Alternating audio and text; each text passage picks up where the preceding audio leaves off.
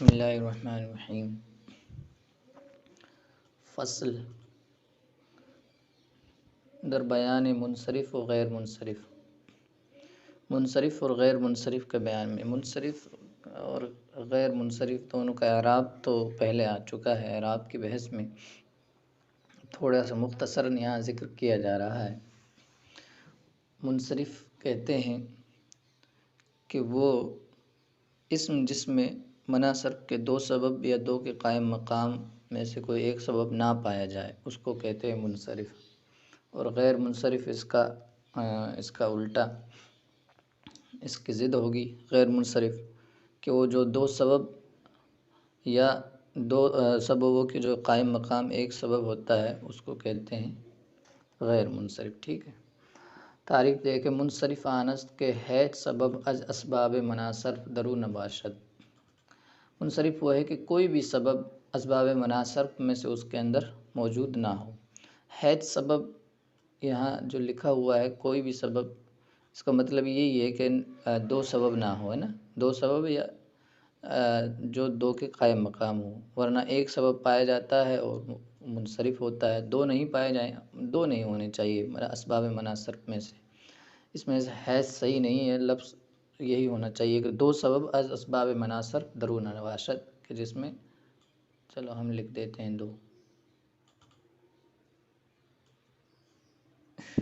یہ لکھ دو سبب اسباب منع صرف جس کے اندر موجود نہ ہو، یا ایک ایسا سبب جو دو کے قائم مقام ہو، یہ اپنی طرف سے جوڑ لینا۔ اور غیر منصرف آنس کے دو سبب اسباب منع صرف درو باشد، اور غیر منصرف وہ ہے کہ جس میں دو سبب اسباب منع صرف میں سے موجود ہو، اس میں کے اندر ہو، ہے نا، یا ایک سبب ہو جو دو کے قائم مقام ہو۔ وہ اسباب منع صرف نہ اور اسباب منع صرف نو ہیں۔ اسباب تسعہ بھی ان کو کہا جاتا ہے نا، اسباب تسعۃ معنی نو ہوتا ہے، اسباب تسعہ۔ دیکھو، عدل و وصف و تانیث و معرفہ و عجمہ و ترکیب و وزن و فعل الف نون و مزیدتان، یہ نو ہو گئے۔ سب سے پہلے ہے عدل۔ مختصراً ان کا تعارف ہم پڑھ لیتے ہیں، باقی اگلی کتاب ہدایت النحو میں ان کا بہت تفصیل سے ان کے بارے میں لکھ رکھا ہے۔ عدل کا معنی ہوتا ہے مادے کا صرفی قاعدے کے بغیر اصلی صورت سے نکالا جانا، یعنی کوئی قاعدہ نہ ہو، صرفی قاعدہ نہ ہو، اور اس کو مادے کو اس کی اصلی صورت سے نکال دیا جائے، اس کو کہتے ہیں عدل۔ عدل کا معنی ہوتا ہے پھیرنا، ٹھیک۔ اور جیسے عمر عامرن سے نکلا ہے، اب اس کا کوئی قاعدہ نہیں کہ کس طرح بس نکال دیا، اس میں عدل ہے۔ اور اسی طرح مثلثو، ثلاثو، ٹھیک، یہ بھی عدل ہے۔ دو طرح کے ہوتے ہیں عدل، عدل تحقیقی اور عدل تقدیری۔ تحقیقی کہ جس میں کوئی دلیل ہو، یعنی پھیرنے میں کوئی دلیل موجود ہو تو اس کو کہتے ہیں عدل تحقیقی، اور جس میں کوئی دلیل موجود نہ ہو، کیسے نکلا ہے یا کس طرح نکلا ہے، ٹھیک، تو اس کو کہتے ہیں عدل تقدیری، یعنی فرض کر لیا گیا ہے۔ اسی طرح وصف، وصف کا معنی ہوتا ہے ایسی ذات پر دلالت کرنا جو کسی صفت سے متصف ہو، غیر معین شے پر دلالت کرنا، یہ کہہ سکتے ہیں وصف، ٹھیک، اور اس کے اندر صفتی معنی پایا جاتا ہے، جیسے احمر، سرخ رنگ وغیرہ، ہے نا۔ تانیث اب پڑھ چکے ہیں، تانیث مؤنث، پھر مؤنث کو کہتے ہیں، ٹھیک، اور پھر مؤنث میں کیا ہوتا ہے، علامتیں ہوتی ہیں کچھ، ایک لفظی علامت ہوتی ہیں تین، یعنی ایک تو گولتا، یہ اس کی علامت ہے، اور الف مقصورہ، الف ممدودہ، تین یہ لفظی علامتیں ہوتی ہیں، اور ایک معنوی علامت ہوتی ہے، جیسے زینب، اس میں کوئی لفظی علامت نہیں ہے لیکن عورت کا نام ہے تو یہ معنوی علامت ہو گئی۔ اس کے بارے میں بھی آگے اور آ رہے ہیں، تھوڑی سی بات وہاں اور کر لیں گے۔ معرفہ، معرفہ جانتے ہی ہیں آپ، شخص معین کے نام کو، یعنی علم کو کہتے ہیں، شخص معین چیز کو معرفہ کہتے ہیں، اور اس سے یہاں معرفہ سے مراد صرف علم ہے، معرفہ کی جو اور قسمیں ہیں وہ مراد نہیں ہیں، سمجھ رہے؟ صرف علم یہاں مراد ہوگی اسباب منع صرف میں۔ عجمہ کہتے ہیں غیر عجمی نام، غیر عربی نام کو، جو نام عربی نہ ہو اس کو عجمہ کہتے ہیں۔ جمع آپ جانتے ہیں دو سے زیادہ کو کہتے ہیں، لیکن یہاں جمع کا معنی ہے جمع منتہی الجموع کا صیغہ، اور وہ کیا ہوتا ہے کہ الف جمع کے بعد دو حرف ہو، ان میں سے پہلا حرف کیا ہے مکسور ہو، جیسے مسابح، مساجد، سمجھ رہے ہیں آپ، مدارس، مساکن، یہ سب کیا ہیں جمع منتہی الجموع کے صیغے ہیں۔ الف جمع کے بعد دو لفظ جیسے مدارس، را سین، دیکھو پہلا والا ساکن، یا الف جمع کے بعد تین لفظ ہو لیکن درمیان والا ساکن ہو، تین لفظ میں سے الف جمع کے بعد ساکن ہو، جیسے مسابیح، دیکھو با یا ہا اور درمیان میں یا وہ ساکن، مساکین، ٹھیک ہے، تو یہ جمع کا صیغہ، جمع منتہی الجموع کا صیغہ۔ یا ایک لفظ مشدد ہو، مشدد بھی دو لفظ ہی ہوتے ہیں، تو مشدد ہوگا تو وہ بھی جمع منتہی الجموع آئے گا الف جمع کے بعد، جیسے دواب، ٹھیک۔ ترکیب سے یہاں مراد ہے کہ دو اسموں کو ایک کر لیا ہو اور دوسرا اسم کسی حرف کو متضمن نہ ہو، جو اس میں ہم نے پڑھا تھا، وہاں شروع میں ہی پڑھ لی تھی یہ چیز، ٹھیک۔ مرکب منع صرف والی مراد ہے یہاں ترکیب سے نا۔ وزن فعل کہ کوئی اسم فعل کے وزن پر ہو، کوئی اسم یا کوئی صفت ہے، والف نون زائدتان، والف نون مزیدتان، کہ اسم کے آخر میں الف نون آ جائے اور وہ زائد ہوں، جیسے عثمان، عرفان، ہے نا، نعمان ابن ثابت رضی اللہ تعالیٰ عنہ، عثمان و نعمان رضی اللہ عنہما، ٹھیک ہے۔ تو یہ ہم نے مختصر سا ان کا تعارف کرا دیا ہے، اب آپ دیکھیں آگے دیکھیں۔ چنانچہ در عمر عدل است و علم، کہ عمر میں عدل ہے اور علم ہے، دو سبب بتا رہے ہیں کہ دو سبب ہو قائم مقام ہو، یا ایک ہی ایسا ہو، دو سبب ہوں یا ایک ہی سبب ایسا ہو، ایک ہی اسم ایسا ہو کہ جو دو سببوں کے قائم مقام ہوتا ہے، تو ان کو اب گنا رہے ہیں۔ دیکھو عمر، سب سے پہلے عدل کے بارے میں بتایا تھا، تو عمر میں عدل ہے اور علم ہے، دو چیزیں پائی جا رہی ہیں، نام بھی ہوتا ہے اور عدل بھی ہوتا ہے۔ والثلاث و مثلث عدل، صفت است و عدل است، صفت اور عدل ہے اس میں دو سبب، ٹھیک۔ ودر طلحہ، اور طلحہ میں تانیث است و علم، اس میں تانیث ہے اور علم ہے، تانیث لفظی ہے، آپ دیکھیں طلحہ ہے تو مرد کا نام لیکن لفظی تانیث ہے، حضرت طلحہ رضی اللہ تعالیٰ عنہ۔ و زینب تانیث معنوی است، زینب میں تانیث معنوی ہے، تانیث معنوی مطلب جس میں کوئی لفظی علامت نہ ہو لیکن ہو وہ مؤنث، اس کو تانیث معنوی کہتے ہیں، جیسے عورتوں کے نام ہوتے ہیں، ٹھیک۔ ہے، دیکھو عورت کے لیے لفظ بولا جائے گا، ماں کے لیے، ٹھیک۔ بنت عورت کے لیے بولا جائے، تو ان میں چاہے علامت، بہت سارے نام ایسے ہوتے ہیں اس میں کوئی علامت ہو نہ ہو، ہوتے وہ مؤنثی، تو اس کو کہتے ہیں تانیث معنوی۔ زینب تانیث معنوی ہے اور علم ہے، دو چیزیں اس میں پائی گئی ہے نا۔ حبلہ تانیث است بالف مقصورہ، یہ الف مقصورہ کے ساتھ تانیث ہے، تین علامتیں تھیں نا لفظی، ایک تو تا اور الف مقصورہ الف ممدودہ مؤنث کی، تو یہ الف مقصورہ کے ساتھ ہے۔ ودر حمراء تانیث است بالف ممدودہ، یہ تانیث ہے الف ممدودہ کے ساتھ۔ حبل الف ممدودہ آپ جانتے ہیں، الف ممدودہ اس کو کہتے ہیں کہ جس الف کے بعد حمزہ نہ ہو تو اس کو، حمزہ ہو تو الف ممدودہ مد والا، ٹھیک، اور جس کے بعد حمزہ نہ ہو اس کو الف مقصورہ کہتے ہیں، ٹھیک۔ وئی مؤنث بجائے دو سبب است، اور یہ مؤنث یعنی یہ دونوں مؤنث حبلہ اور حمراء، الف ممدودہ اور الف مقصورہ کے ساتھ جو مؤنث آئے گی، اور وہ علم، وہ ایسا اسم کوئی ہوگا تو وہ دو سبب کے قائم مقام ہوگا، تو یہ بتا رہے ہیں وہ مؤنث بجائے دو سبب است، تو یہ دو سببوں کے قائم مقام ہے خود ہی، ٹھیک۔ ودر ابراہیم عجمہ است و علم، اور ابراہیم میں عجمہ ہے اور علم ہے، یہ حضرت ابراہیم علیہ السلام کا جو نام ہے ایک عجمی نام ہے، ٹھیک، عربیوں سے پہلے کے تھے حضرت ابراہیم علیہ السلام، اور علم ہے۔ نام کے، ٹھیک. ودر مساجد و مسابیح جمع منتہی الجموع بجائے دو سبب، اور مساجد اور مسابیح یہ جمع منتہی الجموع کا صیغہ ہے، دو سببوں کے قائم مقام ہے. ابھی اس کا میں نے بتا دیا آپ کو. جمع منتہی الجموع کا صیغہ کیا ہوتا ہے؟ الف جمع کے بعد دو لفظ ہو یا تین لفظ ہو یا ایک مشدد ہو، مشدد لفظ ہو، ہے نا. اور ودر بعل بکا ترکیب وسط و علم، اور بعل بکا میں کیا ہے؟ بعل بکا جو اس میں ترکیب ہے اور علم ہے. ترکیب کا معنی یعنی منع صرف ہے. یہ دو اسموں کو ایک بنائے، بعل اور بک ملا کر ایک بنا لیا. ودر احمد وزن فعل است و علم، اور احمد میں وزن فعل اور علم ہے. اسی طرح سکران الف نون الف نون زائدتان است و وصف، الف نون زائدتان اور وصف ہے اس میں. سکران دیکھو الف نون آ گیا ہے نا. عثمان اس میں بھی الف نون زائدتان اور علم ہے. تو یہ دو طرح کے ہوتے ہیں الف نون زائدتان والے، یا تو الف وصف ہوگا یا علم ہوگا. وصف کا مطلب دیکھو، سکران کا معنی ہوتا ہے مدہوش، تو مدہوشی ایک وصف ہو گئی نا.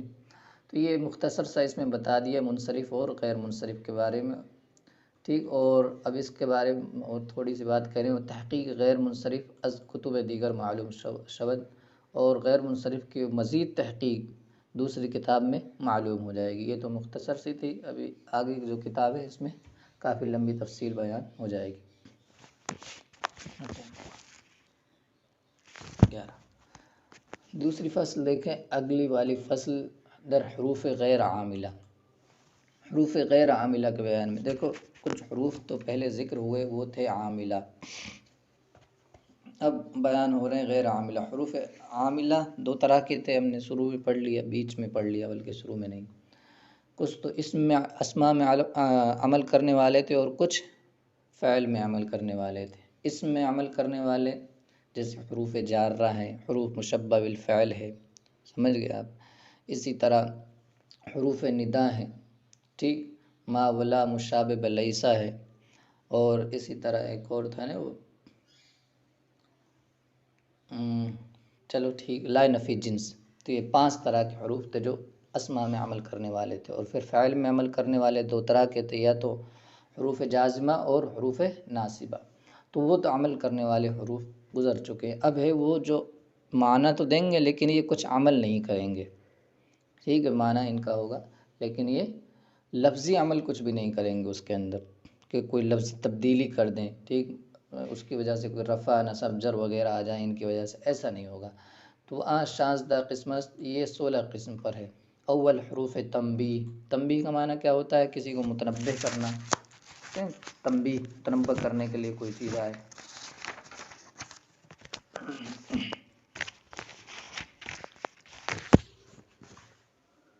وَآسِحْ است، اور وہ 3 ہیں. الا، اما، وہا. جیسے ہم متنبہ اپنے الفاظ میں کیسے کرتے ہیں اردو میں؟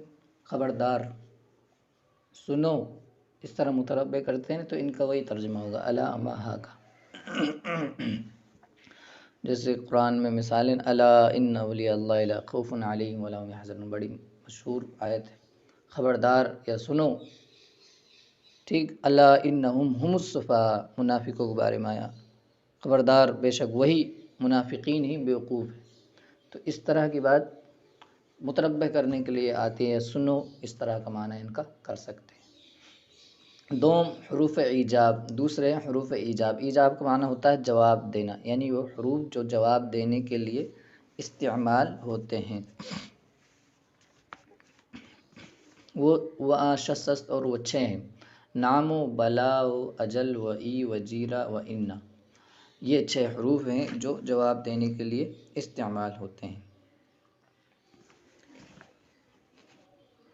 اب دیکھو نام، یہ سب کا نام عام طور پر یہ بہت زیادہ استعمال ہوتا ہے. یعنی جیسا سوال کیا اس کا جواب دیں گے. جیسے کیا تم نے کھانا کھایا؟ ہاں، نہیں. نام کے ذریعے سے، ہاں. لا کے ذریعے سے نہیں، وہ تو ہو جائے گا لا. نام، ٹھیک ہے. وہ بلا، کیا تم نے نہیں کھانا کھایا؟ تو اس کا بھی یہ کہہ سکتے ہیں کہ ہاں، یعنی نہیں کھایا. بلا کا کیا مطلب؟ یعنی یہ کہہ لیں کہ سابق کلام کی تائید کرنے کے لیے نام آتا ہے، یعنی جو سوال کیا گیا اس کی تائید کی جاتی ہے نام کے ذریعے سے۔ اور بلا کو دیکھ لے، بلا تھوڑا سا الگ ہے۔ بلا میں کیا ہوتا ہے کہ اس سے پہلے جو سوال ہوتا ہے نا وہ منفی میں ہوتا ہے، اور اس منفی کا اس بات کیا جاتا ہے بلا کے ذریعے۔ سمجھ گئے آپ؟ مثال سے آپ سمجھ جائیں گے۔ جیسے مثال ہے اس کی قرآن مقدس میں، اس کی مثال ہے سورہ 3، الیس اللہ باحکم الحاکمین۔ اب اس کا چلو اس میں تو ہے نہیں جواب۔ الست بربکم، قرآن میں الست بربکم، کیا میں تمہارا رب نہیں ہوں؟ تو اس کا جواب نام نہیں کہہ سکتے۔ نام کہیں گے تو معاذ اللہ یہ ہو جائے گا ہاں، یعنی آپ رب نہیں ہیں معاذ اللہ۔ اس کا جواب ہوگا بلا۔ بلا کا معنی ہوتا ہے کیوں نہیں، یقیناً۔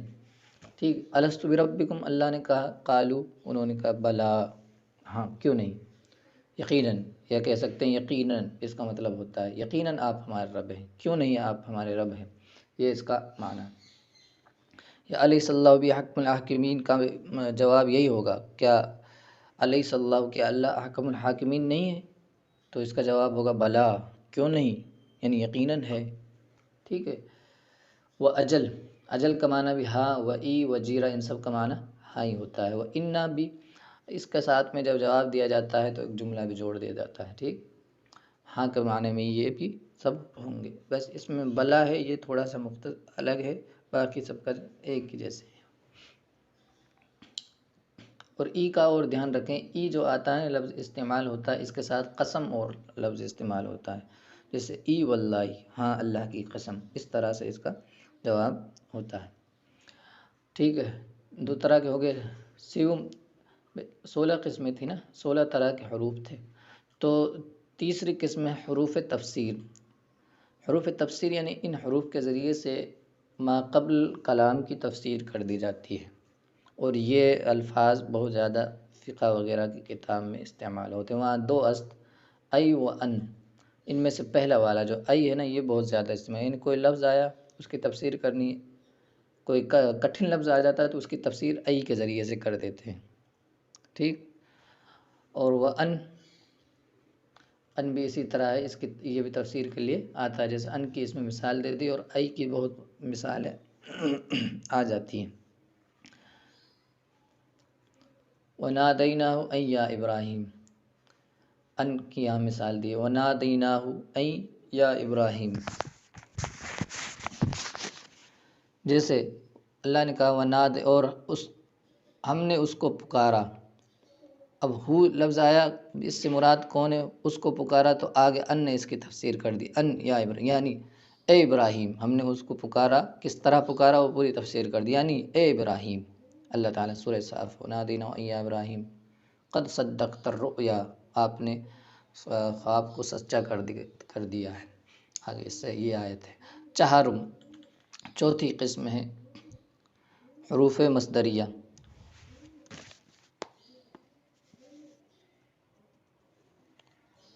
حروف مصدریہ دیکھ لو، وہ آن سے است، اور وہ 3 ہیں، ما و ان و انا۔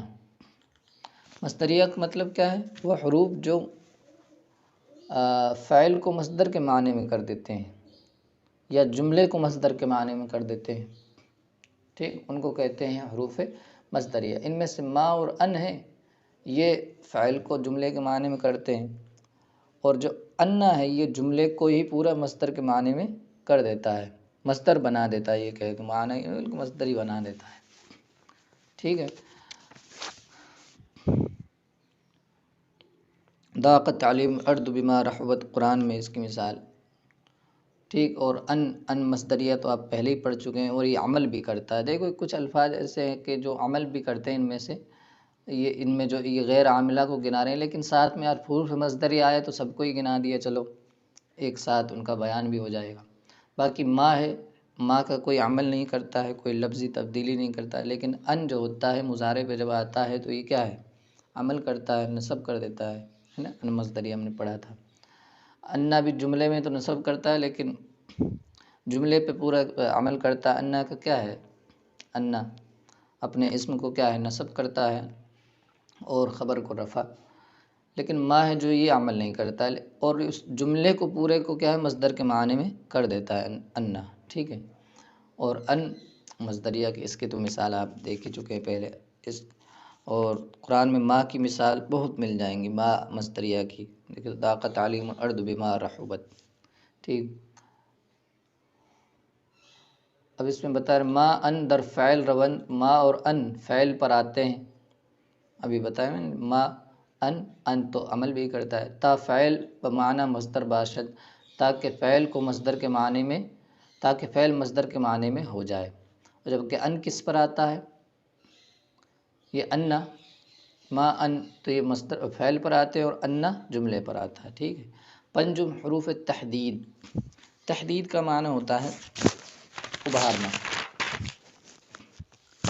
تحدید کا معنی ہے ابھارنا، چونکہ اس کے ذریعے یہ جو الفاظ آ رہے ہیں تحدید 4 حروف ہے، اس کے ذریعے سے مخاطب کو کسی کام پر ابھارا جاتا ہے، جو سامنے موجود ہے اس کو کسی کام پر ابھارا جاتا ہے۔ اور ابھارنے کے معنی میں یہ جب ہوں گے کہ جب یہ الفاظ مضارع پر آئیں گے تو یہ ابھارنے کے معنی میں ہوتا ہے، اور یہی الفاظ اگر ماضی پر داخل ہوں گے تو مخاطب کو شرمندہ کرنے کے لیے آتے ہیں، کہ تم نے ایسا نہیں کیا، تم نے ایسا کیوں نہیں کیا، یوں کہیں گے اس کو نا، تو یہ شرمندہ کرنے، تم نے ایسا کرنا چاہیے تھا، ٹھیک ہے۔ اور مضارع پہ جب آتے ہیں تو تحدید یعنی کسی کام پر ابھارنے کے لیے آتے ہیں، جیسے اللہ تحفظ الدرس، تو اپنا سبق زبانی یاد کیوں نہیں کرتا، یعنی کر، ابھارا جاتا ہے۔ اور ماضی پر شرمندہ کرنے کے لیے قرآن میں وہ لولا اذ سمعتموہ ظن المؤمنون خیرا، ٹھیک، تم نے مومنین کے بارے میں یہ اچھا گمان کیوں نہیں کیا جب تم نے اس کو سنا۔ دیکھ لو یہ حروف ہیں جو حروف تحدید ہیں، اللہ، حلا، لولا، لما، ٹھیک۔ تو یہ سب کے سب ابھارنے کے لیے آتے ہیں، کیوں نہیں، اس طرح کا معنی ہوگا ان کا ہے، کیوں نہیں ایسا کام کیا۔ ششم حروف توقع، چھٹی قسم ہے حروف توقع، یعنی امید کے لیے آتے ہیں، یعنی سننے والے کو کسی کام کی کوئی امید ہوتی ہے تو اس کے ذریعے سے اس کو پورا کر دیا جاتا ہے، اس کا معنی بالکل واضح کر دیا جاتا ہے۔ اور صرف وہ قد ہے، قد پڑھا بھی تھا شروع میں، یہ قد جو ہے فعل کی نشانیوں میں سے پڑھا تھا، اور یہ تحقیق کے لیے آتا ہے ماضی میں، اور مضارع میں جو یہ عمل جو یہ معنی پیدا کرتا ہے وہ کرتا ہے تقلیل، یعنی قلت والا معنی پیدا کرتا ہے، اکثر و بیشتر ایسا معنی پیدا کرتا ہے، کبھی کبھی مضارع میں بھی کیا ہے تکثیر کا معنی پیدا کر دیتا ہے، تحقیق کے ساتھ تکثیر کا معنی بھی کر دیتا ہے، ٹھیک ہے۔ در ماضی و برائے تقریب ماضی بحال، اب بتا رہے ہیں قد کے بارے میں، قد تحقیق کے لیے آتا ہے ماضی میں، اور تقریب کے لیے ماضی بحال، یعنی ماضی میں گزرے ہوئے زمانے کے لیے، قریب کے زمانے کے لیے آتا ہے، حال یعنی قریب ہی یہ وقت گزرا ہے جب ماضی پر داخل ہوتا ہے، جیسے ہم کہیں قد ضربہ، ایک تو تحقیق پیدا کر دی ضرب میں، یعنی یقیناً پٹائی کرنے کی تحقیق، اور ایک ہے کہ یہ جو ضرب لگی ہے یہ ابھی حال ہی میں لگی ہے، اس کو وقت گزرے زیادہ ٹائم نہیں ہوا ہے، ٹھیک۔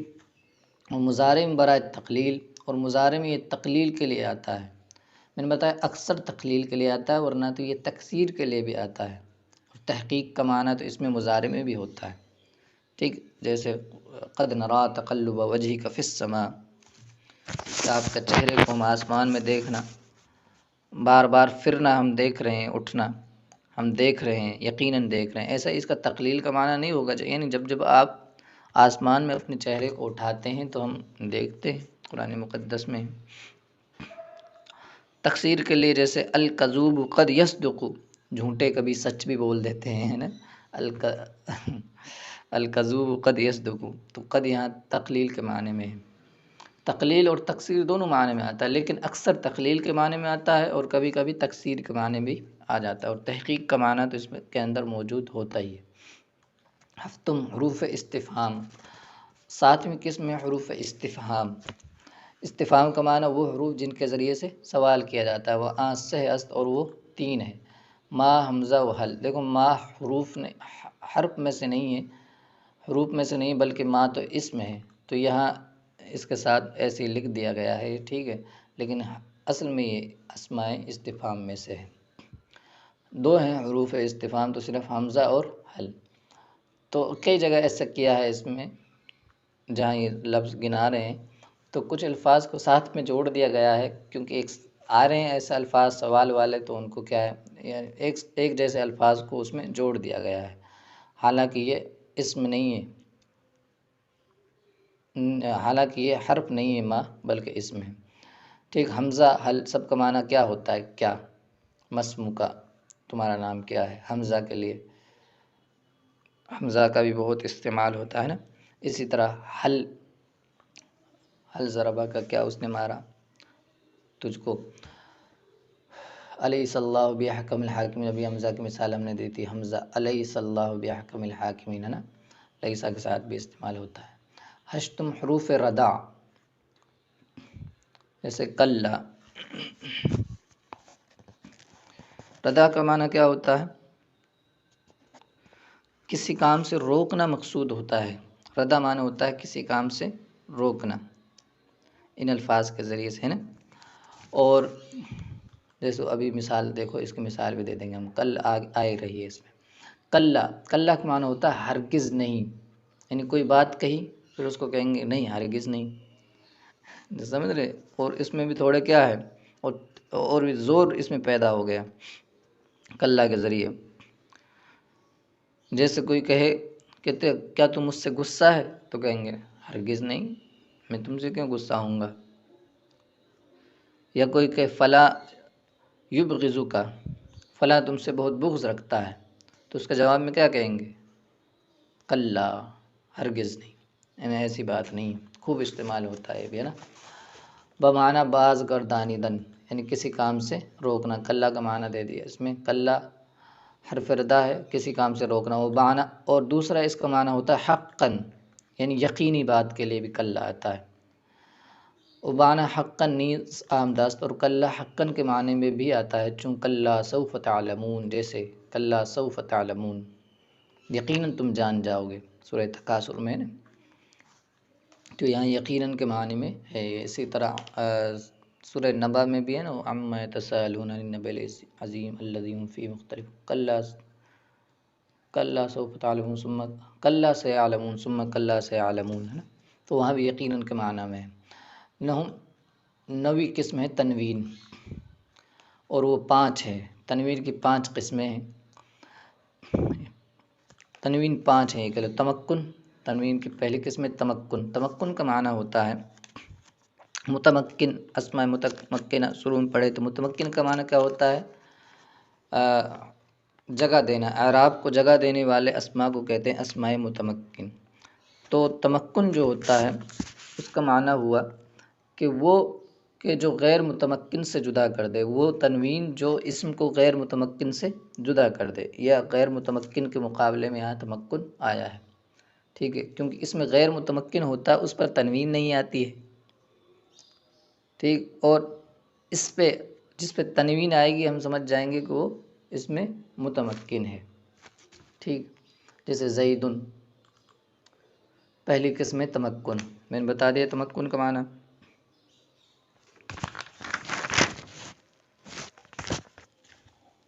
دوسری ہے تنکیر، تنکیر کا معنی کیا ہے؟ نکرہ نکرہ ہے نا، نکرہ ہونا، تو اس کے ذریعے سے معلوم ہوگا کہ یہ اسم نکرہ ہے، جیسے سہین۔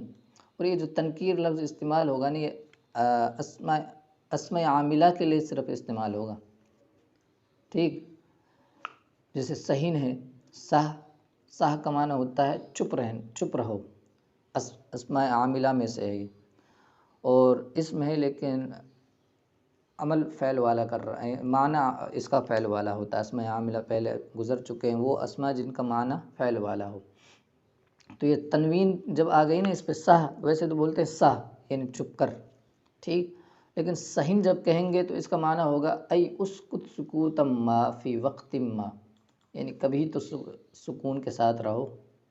اب اس میں کہ دیکھو کبھی تو سکون کے ساتھ رہو، یعنی کوئی ابھی نہیں کہا جا رہا ہے، فوراً نہیں کہا جا رہا ہے، یعنی کسی وقت تو تمہیں سکون کے ساتھ رہنا چاہیے، کسی وقت تو تمہیں خاموش رہنا چاہیے، تو کسی وقت جو آیا ہے دیکھو تنکیر یعنی نکرے والا معنی پیدا کر دیا اس نے اس میں متمکن کے اندر اس تنوین نے، ٹھیک ہے، صحیح نے. اور جب بغیر تنوین کے اس کو جب کہیں گے نا، جیسا کہ آگے دیکھو اما صح بغیر تنوین بمعنی اسکت السکوت الآن، اسکت السکوت، اسکت السکوت الآن. بغیر تنوین کے جب کہیں گے تو اس کا معنی ہوگا ابھی خاموش ہو جا. تو اس میں کیا ہے، اب یہ تنکیر نہیں رہی اس کے اندر، یعنی نکرہ والا معنی پیدا نہیں ہوا، اس کا معنی ہو گیا ابھی، یعنی خاص معنی ہو گیا ابھی اسی وقت خاموش ہو جائے. اور جب تنکیر یعنی نکرہ جب آ جائے گا اس کے ساتھ، اس میں متمکن اس میں فعل کے ساتھ اور اس میں بھی اس کے ساتھ، تو یہ معنی ہوگا نکرے والا، کہ کبھی یعنی کسی وقت تو تمہیں خاموش ہو جانا چاہیے، کسی وقت. دیکھو نکرہ والا معنی جیسے ہم تقریباً ترجمہ کرتے ہیں رجولین، کوئی بھی مرد، ٹھیک ہے، رجولن یا رجولن کو کسی بھی طرح سے. اور ٹھیک ہے، یہ ہو گئی تنویر تنکیر دوسرے. اور تیسری قسم ہے عوض، یعنی کسی کے مقابلے میں. عوض کا مطلب ہوتا ہے کسی کے بدلے میں کوئی تنوین آ جانا ہے، عوض بدلہ. اور یہ ہوتا ہے مضاف الیہ کے بدلے میں مضاف پر تنوین آتی ہے، جیسے یومئذ، ٹھیک. تو یہ مضاف کے بدلے میں مضاف پر تنوین آئی ہے مضاف الیہ کے بدلے میں. اسی طرح حینئذ آتا ہے، یومئذ کان کذا، اصل میں تھا یہ یومئذ کان کذا، کان کذا اذ کا مضاف الیہ تھا، تو اس مضاف الیہ کو حذف کر دیا اور اس پر تنوین لگا دی. اسی طرح حینئذ آتا ہے، ٹھیک ہے، حینئذ. بہرحال تو یہ عوض، اس کو تنوین عوض کہتے ہیں کہ مضاف الیہ کے عوض میں بدلے میں تنوین آئے. مقابلہ، مقابلہ کا مطلب ہوتا ہے دیکھو اس سے تنوین مقابلہ یعنی کسی کے مقابلے میں تنوین آنا. جیسے مثال کے طور پر مسلمون ہے، جمع مذکر سالم، مسلمون، مسلمات تو یہ جمع مؤنث سالم، ایک مسلمون جمع مذکر سالم. اب مسلمون جمع مذکر سالم میں اینڈ میں کیا آیا، نون آیا، ٹھیک ہے. اب جب مسلمات جمع مؤنث سالم آتی ہے تو آخر میں نون نہیں آتا ہے، تا آ گئی، تو اس نون کے بدلے میں، اس نون کے مقابلے میں تا پر تنوین دے دیا. بھائی تنوین کسے کہتے ہیں، نون ساکن کو کہتے ہیں. تو اس نون کے مقابلے میں تا پر تنوین آ جاتی ہے، جیسے مسلماتن، وہاں مسلمون تھا، یہاں مسلماتن، یعنی اس نون کے مقابلے میں جو جمع مذکر سالم میں اس نون کے مقابلے میں تنوین آتی ہے جمع مؤنث سالم پر، یہ جمع مؤنث سالم پر ہی آتی ہے، ٹھیک ہے.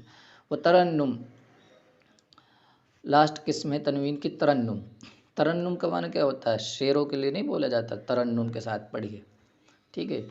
تو یہ آتی ہے در آخر ابیات باشد، یہ شعروں کے آخر میں آتی ہے، ابیات باشد شعر ابیات کے آخر میں آتی ہے، ٹھیک. شعر، اب آگے ایک شعر یہاں ذکر کر رہے ہیں دیکھو. اور یہ جو تنوین ترنم ہے نا، اوپر والی جو تنوینیں تھی چاروں کے چاروں، یعنی تنوین تمکن، تنکیر، اسی طرح عوض، مقابلہ، ٹھیک ہے. تو یہ جو چار تنوینیں تھیں یہ تو صرف اسم پر آتی ہیں، یعنی اسم کا خاصہ، پہلے بھی آ چکا ہے کہ تنوین اسم کا خاصہ ہوتی ہے، اسم کے علامات ہوتی ہیں.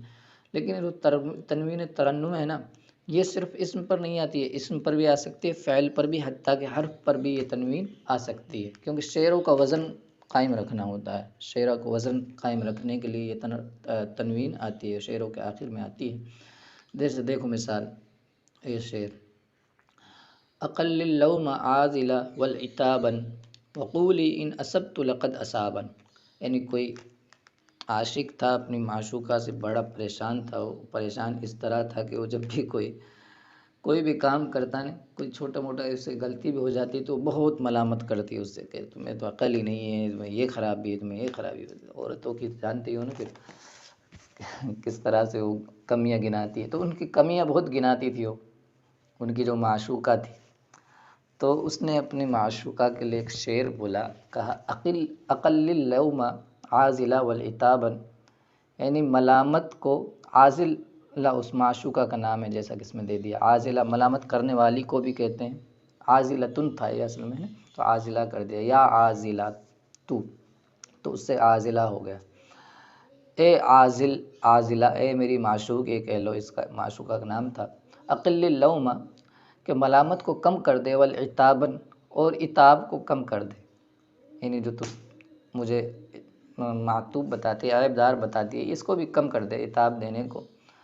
وقولی، اور کہہ مؤنث کا صیغہ، اور تم کہو ان اصبت لقد اصابن، اگر میں صحیح کام کروں تو اس کو کم سے کم صحیح کہہ دیا کر.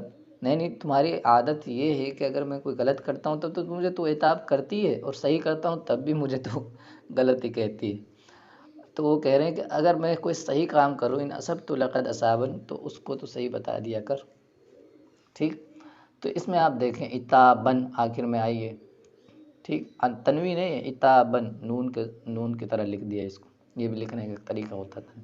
اصابن یہ تو عتابن تو اسم پر آئی، لیکن یہاں دیکھو فعل پر بھی یہ تنوین آ گئی، اسی طرح حرف پر بھی آ سکتی ہے.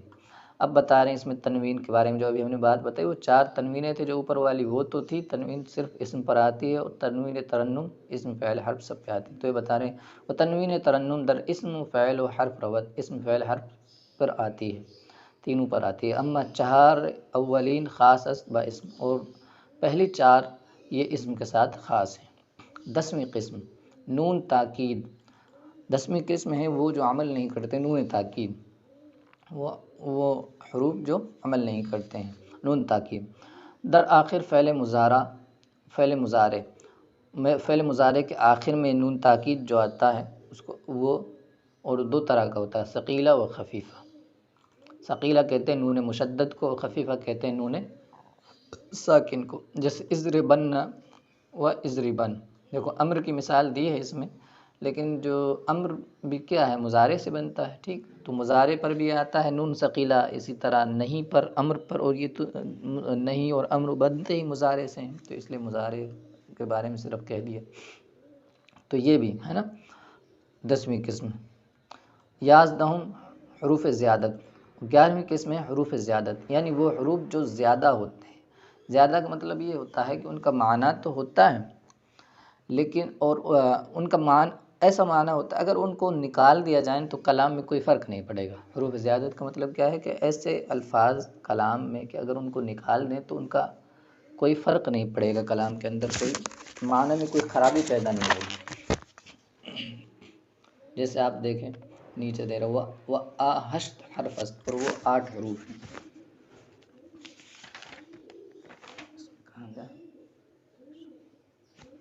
ٹھیک. ان ما ولا من، قاف با لام. یہ من نہیں من ہو گئے، من لکھا ہوگا، من ہے. من قاف با لام. من ہی ہے میرے سامنے جو کتاب ہے اس میں من ہی لکھا. ان و ان ما ولا و من قاف با لام. تو یہ حروف زیادت ہیں، یعنی کلام میں کبھی کبھی زیادہ استعمال ہوتے ہیں. زیادہ کا مطلب کیا ہے، کلام میں ایسا نہیں ہے کہ زیادتی کے طور پر استعمال ہو جائیں، صرف کہ کلام میں حسن پیدا کرنے کے لیے استعمال ہوتے ہیں. زیادہ کا معنی آپ کو میں نے بتا دیا کہ اگر ان کو نکال دیا جائے تو کوئی خرابی پیدا نہیں ہوگی. ان میں سے دیکھو 4 ہیں جو وہ تو حروف جارہ میں سے بھی ہیں، من قاف با لام. ٹھیک. ان کی کچھ مثالیں دیکھ لو، حاشیے میں دے رکھی ہیں. جیسے کاف کی مثال ہے قرآن میں لیس کمثلہ شیء، اس کی طرح کوئی چیز نہیں ہے. تو یہاں کاف جو آیا یہ زیادہ ہے، کیونکہ کاف کا معنی بھی طرح ہے اور مثل کا معنی بھی طرح ہے. تو اگر کاف کو نکال دیں گے تب بھی معنی میں کوئی خرابی نہیں آئے گی. معنی میں کوئی خرابی نہیں آئے گی، باقی حسن پیدا کرتے ہیں جیسا کہ میں نے بتایا. اسی طرح من کی مثال حل من خالق غیر اللہ، کہ اللہ کے علاوہ کوئی اور خالق ہے تو یقیناً نہیں ہے. ٹھیک. اسی طرح وکفیٰ باللہ شہیدہ، وکفیٰ باللہ وکیلا. کتنے استعمال ہوتے ہیں. تو یہاں اس طرح ہوتا ہے نا، کفا با جو آتا ہے. لام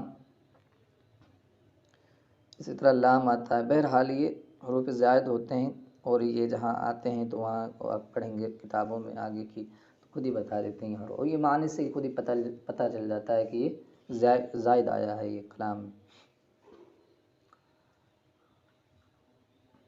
اور دیکھ لیں آگے. 4 آخر در حروف جر یاد کردہ شود، اور آخر کے جو 4 ہیں ان میں سے من کاف با لام، ان کو حروف جر میں ذکر کر دیا گیا ہے، یاد یعنی ذکر. 12 12ویں قسم حروف شرط. حروف شرط دیکھو اس میں بھی ایک آگے آ رہا. چلو حروف شرط وہاں 2 است اور وہ 2 ہیں، اما و لو. ٹھیک، دو لفظ ہیں حروف شرط، دونوں کے بارے میں بتا رہے ہیں۔ اما برائے تفسیر وفا در جوابش لازمش، دیکھو حروف شرط میں جو جملہ شرطیہ ہوتا ہے اس میں کیا ہوتا ہے، پہلا ہوتا ہے، پہلا جملہ کیسے شرط اور دوسرا جزا، ٹھیک ہے، شرط اور جزا۔ تو اب بتا، یہ جو اما ہے یہ تفسیر کے لیے آتا ہے، اور اس کے جو جواب ہوگا یہ جزا کہہ سکتے ہیں، جواب شرط کا ایک جواب آتا ہے، شرط اور جزا یعنی اس کا جواب۔ تو جواب میں اس کے تفسیر جو اما آتا ہے اس کے جواب میں آتا ہے فا، اس کے جواب میں لازمی طور پر آتے ہیں، جو دوسرا جملہ آئے گا نا جزا والا یا جواب والا، اس کے اندر اس کے اوپر فا لکھا ہوگا، فا کے ساتھ وہ جملہ ہوگا۔ دیکھو جیسے اس کے مثال آگے آ رہی ہے۔ اور یہ جو اما ہے تفسیر کے لیے آتا ہے، تفسیر کا مطلب کیا ہے، ما قبل میں کوئی جملہ ہوتا ہے اس کی یہ تفسیر کرتا ہے، اس کے بارے میں اور بتا دیتا ہے، یہ کھول دیتا ہے، فسر و تفسیر۔ فمنہم شقی و سعید، جیسے قرآن کی اس میں آیت دے رہا کہ فمنہم شقی و سعید، ان میں سے کچھ شقی ہیں اور کچھ سعید ہیں، یعنی قرآن مقدس میں کچھ لوگوں کا ذکر کیا جا رہا ہے کہ ان میں سے کچھ شقی ہیں اور کچھ سعید ہیں، یعنی کچھ بدبخت ہیں اور کچھ نیک بخت ہیں۔ اب کون نیک بخت ہیں کون بدبخت ہیں اس کی تفسیر کرے گا اما۔ دیکھو فَأَمَّا الَّذِينَ شَقُوا فَفِي النَّارِ، پس وہ لوگ جو بدبخت ہیں ففی النار تو وہ جہنم میں ہیں، وَأَمَّا الَّذِينَ سُعِدُوا یعنی جہنم میں جائیں گے، ففی الجنہ، اور وہ لوگ جو خوش بخت ہیں وہ جنت میں ہوں گے۔ سمجھ گئے آپ؟ تو اس کی تفسیر کر دی شقی اور سعید کی، کون ہے شقی، وہ ہے کہ جو جہنم میں ہے، اور سعید کون ہے کہ جو جنت میں ہے، اس کی تفسیر کر دی اما نے۔ اس طرح ایسے بہت استعمال ہوتا ہے قرآن میں نا۔ اما الذین آمنوا فیعلمون انہ الحق واما الذین کفروا فیقولون ماذا اراد اللہ بہذا مثلا، یہ بھی دیکھو۔ لو برائے انتفاع ثانی بسبب انتفاع اول، دوسرا حرف کون سا تھا تفسیر میں، لو۔ لو کے بارے میں بتا رہے ہیں انتفاع ثانی بسبب انتفاع اول، اس کو سمجھو۔ لو کیا ہوتا ہے کہ ثانی جو ابھی میں نے بتایا، دیکھ دو طرح کے دو چیزیں ہوتی ہیں، شرط اور جزا، شرط یا جواب شرط یہ کہہ لو ہے نا۔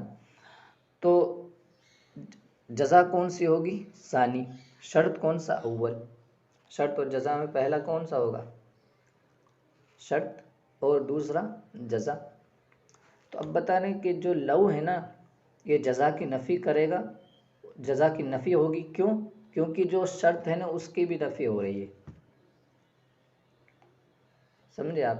مطلب کیا ہے کہ لو کی وجہ سے انتفاع ثانی بسبب انتفاع اول، ثانی منتفی ہوگا اول کے منتفی ہونے کی وجہ سے۔ مطلب کیا ہے کہ ثانی نہیں پایا جائے گا، اس کی وجہ کیا ہے کہ پہلا نہیں پایا جا رہا ہے، یعنی شرط نہیں پائی جا رہی ہے، تو ظاہر سی بات ہے شرط نہیں پائی جا رہی ہے تو جواب شرط بھی نہیں پایا جائے گا، یہ لو کا کام ہوتا ہے۔ سمجھ گئے؟ دوبارہ سن لیں کہ ثانی نہیں پایا جائے گا یعنی جواب شرط موجود نہیں ہوگا، اس کی وجہ کیا ہے کہ پہلا موجود نہیں ہے، یعنی شرط موجود نہیں ہے۔ تو آسان الفاظ میں یہ کہہ سکتے ہیں کہ شرط کے موجود نہ ہونے کی وجہ سے جواب شرط موجود نہیں ہوگا، یہ اس کا عمل ہوتا ہے۔ اب مثال سے آپ سمجھ لو، دوبارہ ترجمہ دیکھ لو، لو برائے انتفاع ثانی، اور لو ثانی کو منتفی کرتا ہے بسبب انتفاع اول، پہلے کے منتفی ہونے کی وجہ سے، یعنی جزا کو منتفی کرتا ہے، جزا کی نفی کرتا ہے کیونکہ شرط کی نفی ہوتی ہے لو کے ذریعے سے۔ جیسے قرآن میں لو کان فیہما آلہۃ الا اللہ لفسدتا، قرآن مقدس میں یہ 17ویں پارے کی آیت ہے، سورہ انبیاء کی دے رکھا ہے آیت نمبر 22۔ تو اس میں زمین و آسمان کا اس میں ذکر چل رہا ہے اوپر سے، پھر آگے آیت آ گئی لو کان فیہما آلہۃ الا اللہ لفسدتا، اگر ان دونوں میں یعنی زمین اور آسمان میں آلہۃ کئی خدا ہوتے، الا اللہ اللہ کے سوا، لفسدتا تو زمین و آسمان فاسد ہو جاتے، زمین و آسمان کا نظام درہم برہم ہو جاتا۔ سمجھ گئے آپ؟ اب کیا ہے، لو نے کیا کام کیا کہ جو دوسرا والا ہے، یعنی اللہ کے علاوہ کوئی اور کا خدا ہونا، نہیں لفسدتا، یہ ہے دوسرا، لفسدتا یعنی زمین و آسمان کا فاسد ہونا، یہ منتفی ہے، یہ نہیں پایا گیا۔ کیوں؟ کیونکہ پہلا نہیں پایا جا رہا ہے، لو کان فیہما آلہۃ، یعنی زمین و آسمان میں چند خدا نہیں ہے، چند خدا نہیں ہے تو زمین و آسمان فاسد بھی نہیں ہے، یعنی زمین و آسمان موجود ہیں جو ان کا نظام خراب نہیں ہوا پڑا ہے۔ اس کا معنی یہ، اس کا مفہوم یہ ہے کہ اس لیے کہ ایک خدا ہے، چند خدا ہوتے تو یہ ختم ہو جاتے، کیونکہ آپس میں سب میں لڑائی ہونے لگتی، سب لڑنے لگتے اپنے اپنے کام کے لیے، اور سب طاقتور ہوتے تو سب ختم کر دیتے نا دنیا کو، بہت سارے ہوتے تو، لیکن بہت سارے نہیں ہیں، اس لیے زمین و آسمان کا نظام بچا ہوا ہے۔ تو لو انتفاع ثانی دوسرے کو نفی کرتا ہے پہلے کی نفی ہونے، پہلے جملے کی نفی ہونے کی وجہ سے۔ اب دیکھ، لو کان فیہما آلہۃ الا اللہ، یہ ہو گیا انتفاع اول، اور اس کی وجہ لفسدتا، اسی کی وجہ سے انتفاع ثانی ہوا، ثانی منتفی ہو گیا، یعنی لو کان فیہما آلہۃ الا اللہ، زمین و آسمان میں بہت سارے خدا نہیں ہیں، اس لیے زمین و آسمان کا نظام بھی فاسد نہیں ہوا۔ سمجھ گیا؟ سمجھ لینا اس کو بڑھیا طرح سے، بار بار سن کر۔ سیزدہ، 13ویں قسم ہے لولا۔ لولا و او موضوع است برائے انتفاع ثانی وجود اول، بس سبب وجود اول۔ لو لا، دیکھو لو اوپر آیا تھا، لو کس لیے آ رہا ہے؟ انتفاع ثانی بسبب ہے انتفاع اول، دونوں ہی اس میں منتفی ہوں گے پہلے والے میں۔ اب لو کے ساتھ لا جڑ گیا، اور جب لا جڑ گیا نفی کے ساتھ نفی جڑ گئی، یوں سمجھ لیجئے، لو آتا تھا دونوں کی نفی کے لیے، اور جب نفی کے ساتھ نفی جڑ جاتی ہے تو اس بات ہو جاتا ہے۔ سمجھ گیا؟ اب لولا، کیوں نہیں، نہیں لو کا معنی اگر نہیں، ویسے تو اگر نہیں اس کا معنی ہے، تو اس کا معنی بتا رہے ہیں، وہ اور وہ موضوع ہے، یعنی وضع کیا گیا ہے برائے انتفاع ثانی، دوسرے کو منتفی کرنے کے لیے، بس سبب وجود اول، پہلے کے موجود ہونے کی وجہ سے۔ اس میں ایسا ہوگا کہ پہلا موجود ہوگا، ٹھیک ہے، اور جب پہلا موجود ہوگا تو دوسرے کی نفی ہو جائے گی، پہلے کی اگر پہلا موجود ہے تو دوسرے کی اس میں نفی لازم آئے گی۔ ایک مثال سے آپ سمجھیں گے، جیسے لولا علی لہلک عمر، حضرت عمر رضی اللہ تعالیٰ نے حضرت علی کے بارے میں فرمایا ایک واقعے کے تحت کہ حضرت عمر نے کوئی فیصلہ سنایا، وہ فیصلہ شریعت کے خلاف تھا، تو حضرت علی رضی اللہ تعالیٰ نے حضرت عمر کو آگاہ کر دیا کہ نہیں، آپ نے جو فیصلہ سنایا یہ حدیث کے خلاف ہے۔ تو اس وقت حضرت عمر نے یہ بات کی، وہی عورت تھی، ایک عورت کو زنا ہو گیا تھا ان سے، اور حضرت عمر نے سنسار کرنے کا ان کو حکم دے دیا، شادی شدہ عورت تھی، اور وہ حاملہ عورت تھی، وہ شادی شدہ کہ یہی حکم ہے کہ اس کو سنسار کیا جائے، لیکن حضرت عمر رضی اللہ تعالیٰ عنہ کے علم میں یہ چیز نہیں تھی کہ حاملہ عورت کو اس وقت تک سنسار نہیں کیا جائے گا جب تک کہ اس کا بچہ نہ ہو جائے۔ تو حضرت علی نے کہا کہ حضور پاک صلی اللہ علیہ وسلم نے یہ فرمایا ہے، ان کو آگاہ کر دیا کہ جب تک بچہ نہ ہو جائے تب تک اس کو سنسار نہ کیا جائے۔ تو حضرت عمر نے کہا کہ آج میں ہلاک ہو جاتا، یعنی غلط مسئلہ بتانے کی وجہ سے ایک بچے کو ہلاک کر دیتا میں، اور ایک کسی بھی شخص کی ہلاکت، خود کی ہلاکت بغیر بات کسی کو ہلاک کرنا کیا ہے، کوئی اگر خود کو ہلاک کرنا ہے، تو اس موقع پر حضرت علی نے کہا، حضرت عمر نے کہا لولا علی لہلک عمر، کہ اگر علی نہ ہوتے تو عمر ہلاک ہو جاتا، یعنی علی موجود تھے تو اس لیے ہلاکت عمر بھی نہیں پائی گئی، علی موجود تھے تو عمر بھی ہلاک نہیں ہوئے۔ تو اب آپ دیکھو دوبارہ سے، برائے انتفاع ثانی، یعنی دوسرا منتفی ہوگا، یعنی دوسرا نہیں پایا جائے گا، یعنی ہلاکت عمر نہیں پائی گئی، کیوں؟ بس سبب وجود اول، کیونکہ پہلا موجود ہے، یعنی علی موجود ہے اس لیے ہلاکت عمر نہیں پائی گئی۔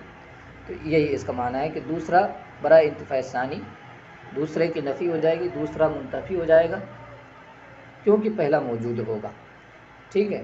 آگے دیکھیں 14ویں قسم ہے لام مفتوح برائے تاکید، وہ لام مفتوح جو تاکید کے لیے آتا ہے، جیسے اس میں مثال دی لزید افضل من عمر، یہ جو لام آتا ہے، لام جو جر ہوتا ہے، لام جر، تو وہ تو مجرور ہوتا ہے، یہ مفتوح ہوتا ہے، تاکید کے لیے آتا ہے۔ جیسے لزید افضل من عمر، یقیناً زید افضل ہے عمر سے، دیکھو تاکید پیدا ہو گئی یقیناً، ویسے تو زید افضل من عمر، زید عمر سے افضل ہے اتنا ہوگا، لیکن لام جب لگ گیا تو یقیناً کے معنی میں اس میں آگے تاکید پیدا ہو گئی۔ اسی طرح یہ جو لام مفتوح آتا ہے نا، یہ حروف مشبہ بالفعل جو ہوتے ہیں نا، حروف مشبہ بالفعل ان وغیرہ، ان کی خبر پر بھی آتا ہے، جیسے قرآن میں ان الانسان لفی خسر، لفی خسر، لام جو آیا فی پر لفی خسر، سمجھ گیا؟ تو ان کا اسم ہے وہ، ان کی خبر ہے وہ، ان الانسان لفی خسر، بہت ساری جگہ آتا ہے، ان کے اسم پر بھی آ جاتا ہے، لیکن جب اسم خبر کے بعد میں ہو۔ بہرحال تو یہ ایک لام ہے، لام مفتوح، جو حروف ہے وہ ان حروف میں سے جو عمل نہیں کرتے ہیں۔ لزید، دیکھو کوئی عمل نہیں کیا، زید پہلے مبتدا تھا، تب بھی اب بھی مبتدا رہے گا، کوئی ایسے کوئی اس میں عمل نہیں کرے گا۔ 14ویں قسم ہے 15ویں قسم ما بمعنی ما دامہ، 15ویں قسم ہے ما جو ما دامہ کے معنی میں، ما دامہ کا مطلب کیا ہے؟ ہمیشہ، ٹھیک۔ اقوم ما جلس الامیر، ما دامہ کا مطلب ہوتا ہے جب تک، یعنی جب تک یہ کام ہو رہا ہے۔ اقوم ما جلس الامیر، اس کا معنی ہے اقوم ما دام جلس الامیر، میں کھڑا رہوں گا جب تک امیر کھڑا رہے، نہیں بیٹھے گا، جب تک کہ امیر نہیں بیٹھے گا۔ تو یہ ما ہے جو ما دامہ کے معنی میں ہے، میرا کھڑا رہنا امیر کے بیٹھنے کے وقت تک ہے۔ 17 یعنی لاسٹ قسم ہے حروف عطف، 16ویں قسم، یعنی وہ حروف جو لفظاً کوئی عمل نہیں کرتے ہیں، ان کی 16ویں قسم ہے حروف عطف، یہ پہلے پڑھ چکے ہیں ہم حروف عاطفہ۔ ان میں کیا ہوتا ہے؟ ایک حروف عطف ہوتا ہے معطوف علیہ اور معطوف، معطوف علیہ حروف عطف سے جو پہلے ہوتا ہے، اور معطوف جو حروف عطف کے بعد ہوتے ہیں، ان کی تفصیل پہلے آ چکی ہیں، وہ 10 اور وہ 10 ہے۔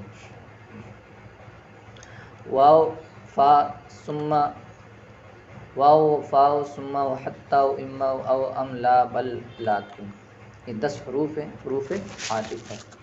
کتنا ٹائم؟ 52 منٹ۔ بہرحال یہ حروف عاطفہ ہیں، سب کا معنی بتا دیں گے۔ واو کا معنی اور ہوتا ہے، ٹھیک، فا معنی فوراً کے معنی میں آتا ہے، ٹھیک ہے، فوراً یعنی پس، ثم پھر، حتی جب تک، حتیٰ کہ یہاں تک کہ کہہ سکتے ہیں، یہاں تک کہ، اما او اور ام ان کا معنی ہوتا ہے یا، لا معنی نہیں بلکہ لیکن معنی لیکن ہے نا۔ تو یہ پورے حروف ہو گئے اور یہ کتاب بھی ختم ہو گئی۔ اب اس کے بعد مستثنیٰ کی بحث اور ہے جو ہمارے پاس کتاب ہے، اس میں تو نہیں ہے، اس میں سے ہم پڑھا دیں گے، وہ بعد میں پڑھائیں گے انشاءاللہ تعالی، اور لمبی بحث ہے مستثنیٰ۔